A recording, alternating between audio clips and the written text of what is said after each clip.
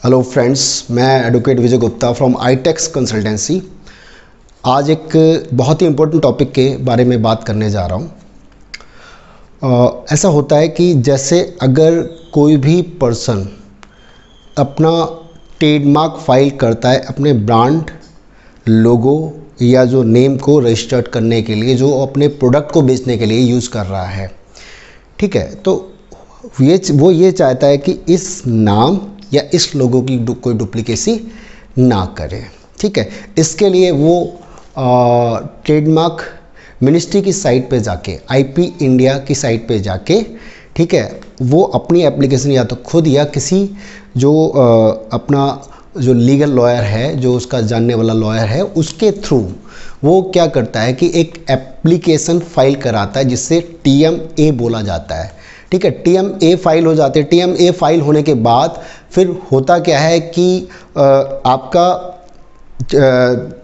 उसमें payment receipt आ जाती है। पेमेंट रिसिप्ट मिलने के बाद कुछ टाइम बाद उसमें कभी कभी ये होता है कुछ एप्लीकेशंस में, ठीक है, विद इन 10 डेज, 15 डेज या 25 डेज, जो भी जैसी भी डिपार्टमेंट प्रोसेस लेके चलता है, तो उसमें कई बार जो अगर चीज़ें एग्जामाइन करी जाती हैं तो उसमें कई बार क्या होता है कि पब्लिक सर्च में जब हम चेक करने जाते हैं या रजिस्टर वाले पेज में चेक करने जाते हैं मिनिस्ट्री की साइट पे, तो उसमें फॉर्मेलिटी चेक फेल लिख कर आ रहा होता है।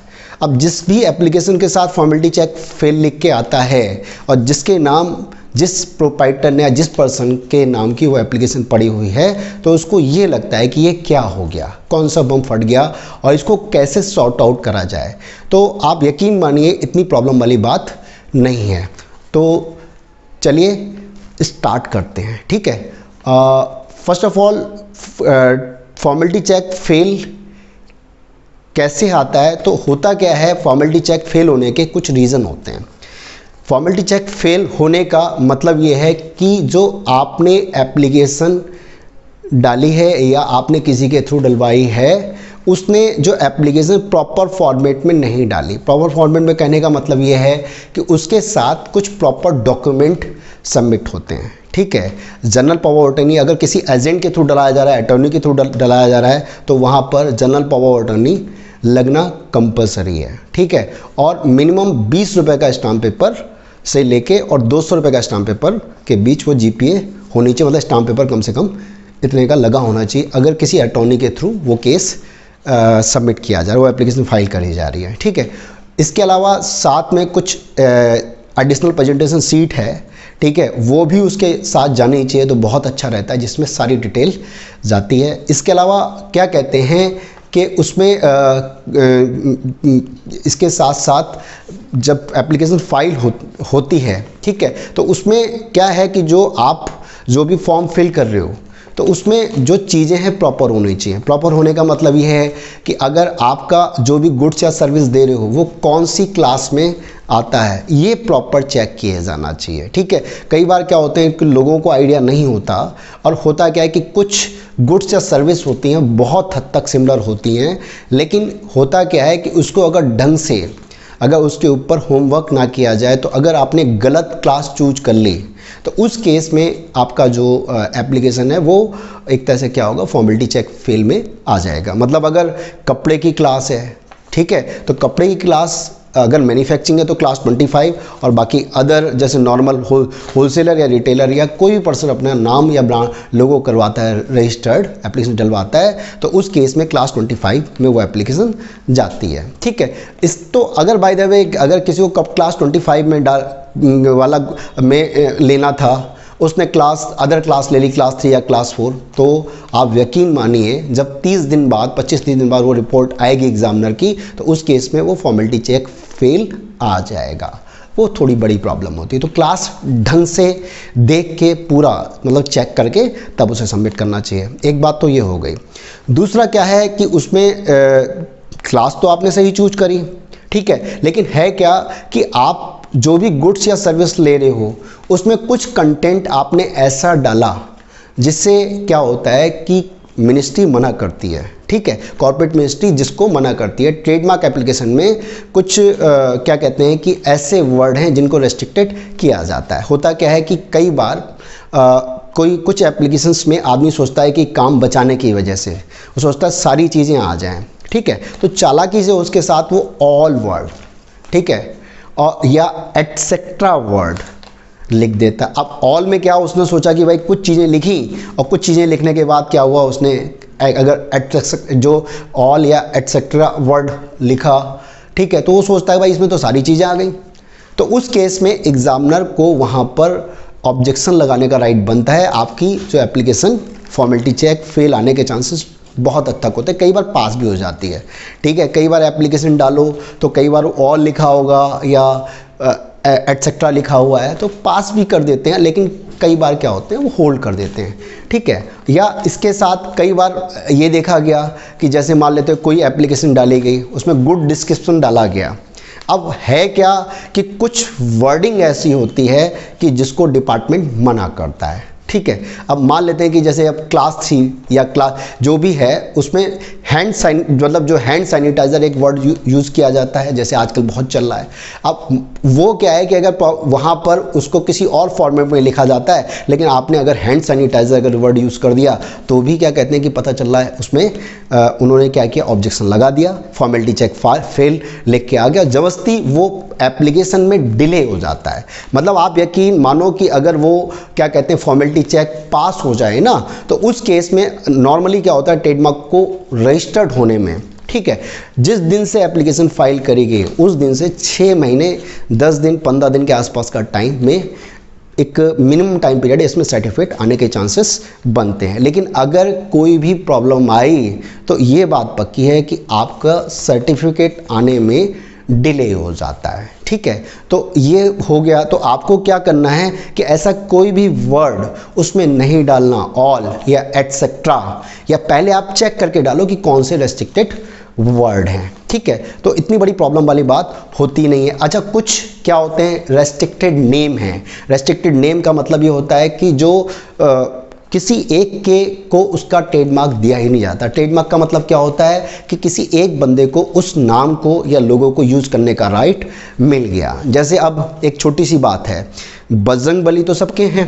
अगर कोई कहता है जी है बजरंगबली के नाम का हमें ट्रेडमार्क दे दिया जाए, साईं बाबा के नाम का ट्रेडमार्क दे दिया जाए, स्वामी विवेकानंद तो सबके हैं, ठीक है, या शिरडी साईं, ठीक है, या सुभाष चंद्र बोस, ठीक है। तो ऐसे जो नाम होते हैं, ठीक है, उनको बहुत सारे नाम हैं। उसकी अगर आप पब्लिक सर्च को आपको प्रॉपर चेक करना आता है, वहाँ सारी चीज़ें प्रॉपर लिखी हुई हैं कि आप कोई भी नाम डालने से पहले उसे क्या करें, चेक करें कहीं ऐसा कोई नाम रेस्ट्रिक्टेड तो नहीं है। जैसे एक इसका एग्जांपल ये है कि एक बार किसी ने मुझसे बोला कि सर मुझे जो है एक एप्लीकेशन फाइल करानी है, मैंने क्या नाम है, पेमेंट भी सारा उसने दे दिया, तो बोला सर वो बालाजी के नाम का ट्रेडमार्क रजिस्टर्ड कराना है, ठीक है।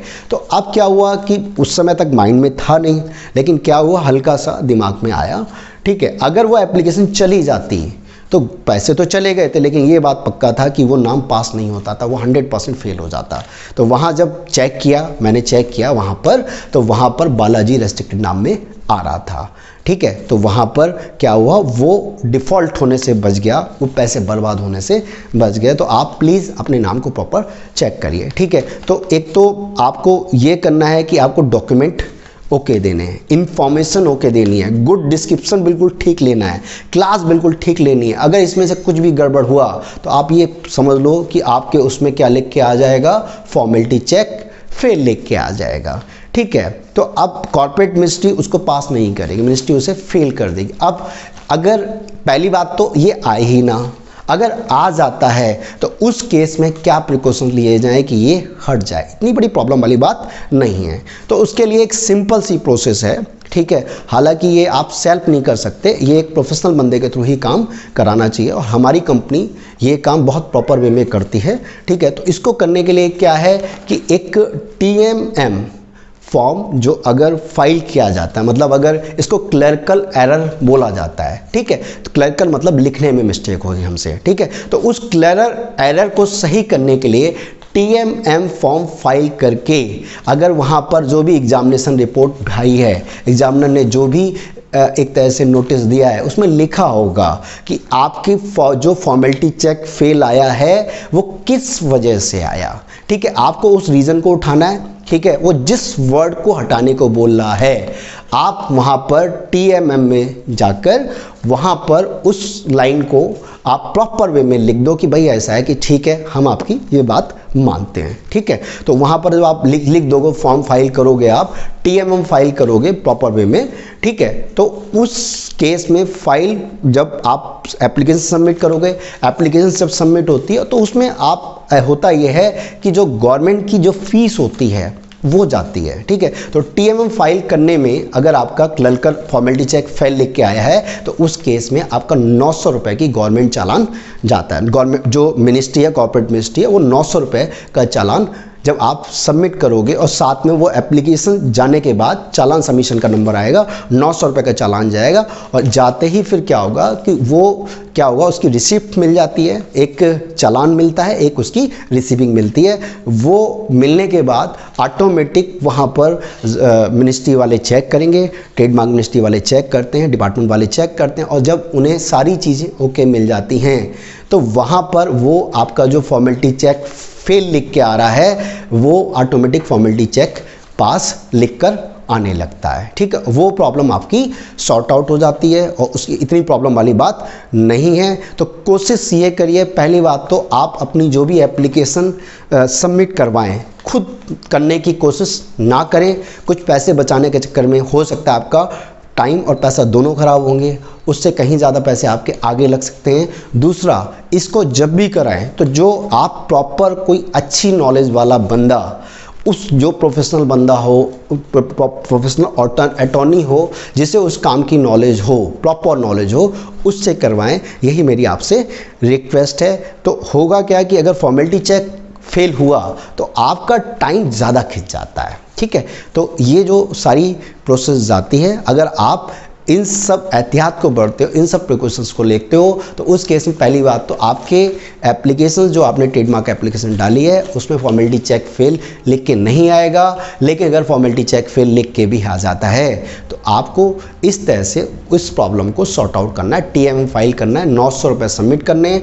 ठीक है, जो चीज़ वो बोल रहा है वो लाइन ओके करनी है। साथ में अगर अटॉर्नी है, किसी एजेंट के थ्रू जा रहा है, तो उस केस में उस अटॉर्नी की जनरल पावर ऑफ अटॉर्नी लगनी ज़रूरी है। ठीक है, तो ये जो सारी चीज़ें हो जाती हैं तो इस तरह से आपका जो ये प्रॉब्लम है उसका सॉल्यूशन निकल जाता है। अगर वीडियो आपको पसंद आती है तो इसको प्लीज़ लाइक करिए, साथ में औरों के साथ इस इन्फॉर्मेशन को शेयर करिए। आप यकीन मानिए कि ये इतनी इम्पोर्टेंट इन्फॉर्मेशन है, डेली मेरे पास अनलिमिटेड कॉल आती हैं इन प्रॉब्लम को बारे में पता करने के लिए कि सर हमारी प्रॉब्लम इस तरह की हो रखी है, उसमें फॉर्मेलिटी चेक फेल लिख के आ रहा है तो हम कैसे करें। तो बहुत सारे लोग बहुत परेशान हैं। तो अगर आपकी दिक्कत नहीं है तो औरों के साथ इस वीडियो को शेयर करिए ताकि उनको इसका फ़ायदा मिले। ठीक है, और इसके अलावा क्या कहते हैं कि लाइक करने के साथ साथ और सब्सक्राइब जब करते हैं तो उस समय बेल आइकन को प्रेस करना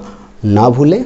बाकी अगर इसके बाद भी आपको कोई क्वारी होती है, कोई प्रॉब्लम होती है, तो मेरा पर्सनल मोबाइल नंबर है 9625122106। इस नंबर पर कॉल करके आप मुझसे अपनी प्रॉब्लम, अपनी क्वारी का 100% सॉल्यूशन ले सकते हैं। अगर किसी का भी कोई ऐसी कोई प्रॉब्लम है, कोई TMM फाइल करना नहीं आ रहा, इसको हटाना नहीं आ रहा, तो आप मुझसे पर्सनल कॉल कर सकते हैं।